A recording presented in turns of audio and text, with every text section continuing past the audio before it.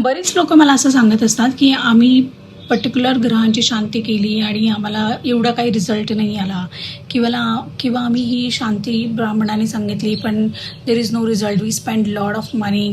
तर ह्याचं रिझन काय आहे? तर मी तुम्हाला आता एक सांगते. म्हणजे माझा असा थॉट प्रोसेस आहे की जेव्हा आम्हीही सुद्धा काही लोकांना सजेस्ट करतो की तुम्ही ही तुमच्या कुंडलीनुसार तुम्हाला कुठच्या ग्रहाची शांती केली पाहिजे किंवा नाही केली पाहिजे.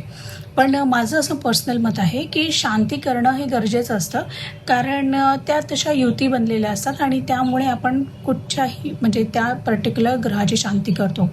पण शांती केल्यानंतर आपल्याला त्याचा गुण येईल की नाही हे आपण डिसाईड नाही करू शकत, कारण त्याचबरोबर तुमच्या कर्माचा जो घडा आहे तोही पाहिला जातो. आणि जिथे देव म्हणजे आपण it is a one way to convince the god की आम्ही हे केलेल्या म्हणजे जे काही आमचे पास्ट कर्मास होते त्यासाठी आम्ही हे प्रायश्चित्त करतोय, पण त्याचे रिझल्ट देणं न देणं हे प्युअरली त्या देवतेच्या हातात आहे.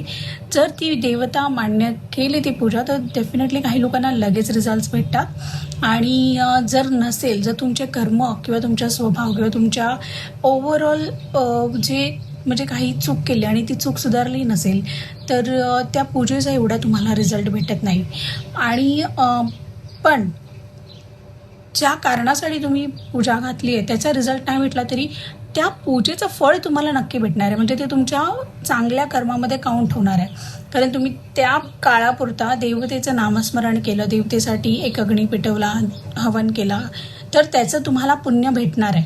पण तुम्ही ज्या कारणासाठी केलं आहे ते कारण त्यातून जस्टिफाय होईल किंवा ते कारण म्हणजे त्याच्यावर तुम्हाला रिझन भेटेल, उत्तर भेटेल हे सांगणं शक्य नाही आहे. बट येस, कोणतीही पूजा फुकट नाही जात, पण ज्या कारणासाठी तुम्ही करताय ते कारण तुमचं सॉल्व्ह होईल की नाही हे नाही सांगू शकत. पण ती पूजा नक्की तुम्हाला आज नाही उद्या त्याचं तुम्हाला फळ भेटतं. म्हणून पूजा ही करायची असते. आणि त्याचबरोबर सगळ्यात महत्त्वाचे असतात ते कर्म, तुम्ही केलेलं दान धर्म आणि लोकांसाठी वेळेला उपयोगी येणं हे खूप महत्त्वाचं असतं. कारण शेवटी हा जो कर्माचा लेखाजोखा आहे ना, हा जोपर्यंत क्लिअर होत नाही, तुम्ही दान धर्म जेवढं वाढवत नाही आहे तोपर्यंत तुम्हाला मेजर चॅलेंजेस लाईफमधले दूर नाही होताना दिसत. म्हणून मी प्रत्येकाला सांगते की पूजेबरोबर तुमच्या पत्रिकेनुसार तुम्हाला जे दान धर्म करायचं ते तुम्ही नक्की करत राहा, जेणेकरून तुम्हाला त्याचे रिझल्ट्स फार लवकर भेटतील आणि देवतेंना ते जास्त प्रिय असतं. ओके, तर नक्की ट्राय करा.